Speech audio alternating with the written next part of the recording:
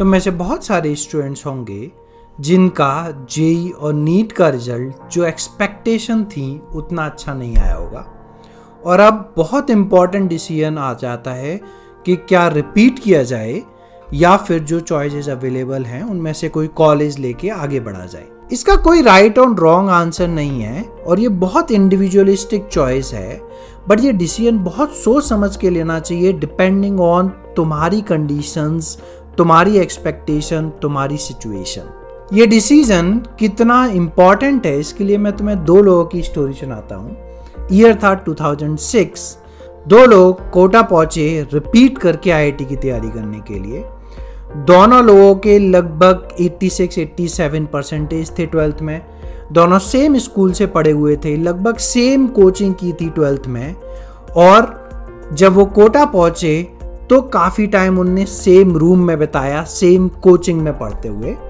But एक student IIT पहुंचा और एक स्टूडेंट को फाइनली वही कॉलेज लेना पड़ा जो उसको 12th के बाद भी मिल रहा था।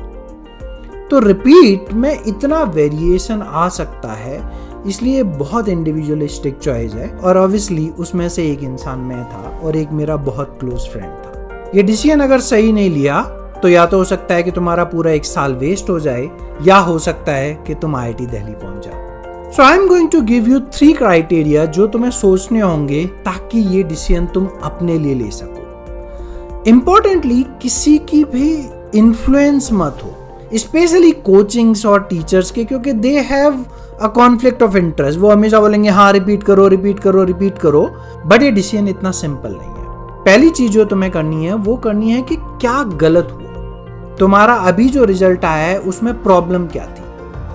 क्या तुम्हारे एफर्ट की प्रॉब्लम थी, या कोचिंग की प्रॉब्लम थी कि उनने उस लेवल का पढ़ाया ही नहीं कि तुम्हारा अच्छा रिजल्ट आ सके, या फिर एग्जाम टेम्परामेंट की प्रॉब्लम थी कि तुम्हारी प्रिपरेशन बहुत अच्छी थी बट तुम एग्जाम प्रेशर को हैंडल नहीं कर पाए। बट एग्जैक्ट रीजन तुम्हारे रिजल्ट के पीछे क्या है ये जानना बहुत जरूरी है, क्योंकि ये रीजन डिटरमाइन करेगा कि तुम्हारी आगे की स्ट्रेटजी क्या होनी चाहिए।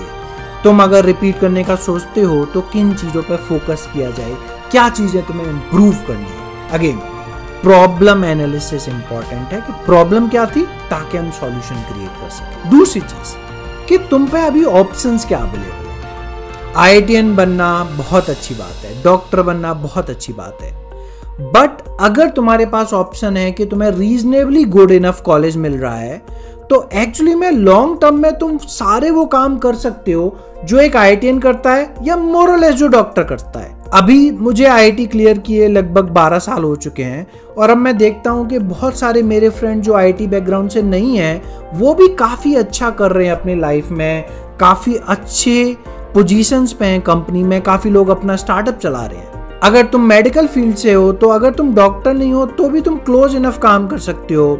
यू कैन मैनेज हॉस्पिटल और go in a different medical field. But let me tell you, IITian या डॉक्टर ना बनने से जिंदगी नहीं खत्म होती। तुम हर काम जो तुम करना चाहते हो लॉन्ग टर्म में वो तुम अचीव कर सकते हो। इसलिए अपने करंट ऑप्शंस को ठीक से एनालाइज करो, और अगर तुम्हें डिसेंट इनफ कॉलेज मिल रहा है तो it's not a bad choice कि वो तुम कॉलेज लेके आगे बढ़ो लाइफ में। थर्ड, इन दोनों क्वेश्चंस के आंसर के बाद अगर तुम डिसाइड करते हो कि नहीं रिपीट करना मेरे लिए बेटर ऑप्शन है, तो फाइनली 2 चीजें बहुत इंपॉर्टेंट हो जाती हैं। फर्स्ट, एक डिटेल्ड एनालिसिस। डिटेल में एनालाइज करो तीनों सब्जेक्ट के लिए।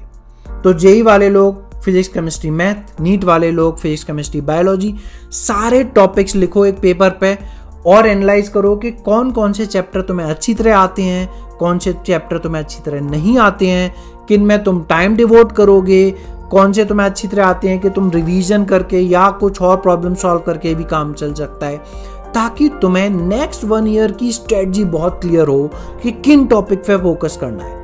बहुत इंपॉर्टेंट लर्निंग टेक्निक है जिसको बोलते हैं हम डिलिबरेट प्रैक्टिस, और अगर तुम एनालाइज कर लोगे कि कौन से चैप्टर पे तुम्हें फोकस करना है तो फाइनली तुम डिलिबरेटली उन टॉपिक्स पे फोकस कर सकते हो ताकि तुम वो इंप्रूवमेंट ला सको। सेकेंड मोस्ट इंपॉर्टेंट थिंग है कि अगर तुमने एक बार डिसाइड कर लिया है तो जो भी अब नेगेटिव थॉट हैं, तुम्हारी जो फीलिंग्स हैं इनकम्पिटेंस की, उनको आप साइड में हटा दो। अब तुम्हारा सिंगल फोकस होना चाहिए कि यस यू आर कैपेबल, और अब मैं 1 साल और डिवोट करने वाला हूं अपने गोल को अचीव करने के लिए। फिर डबल थॉट नहीं आना चाहिए। तुम्हें अभी भी फेलियर मिलेंगे इस प्रोसेस में, बट वो सेल्फ बिलीव होनी चाहिए कि हाँ, अब अगर मैंने 1 साल और डिवोट करने का डिसाइड किया है तो मैं अपने कंप्लीट फोकस के साथ 1 साल और डिवोट करूँगा। डिलिबरेट प्रैक्टिस और सेल्फ बिलीव तुम्हें उस रिपीट ईयर में वो गोल अचीव करने में हेल्प करेगी जो तुम अचीव करना चाहते हो।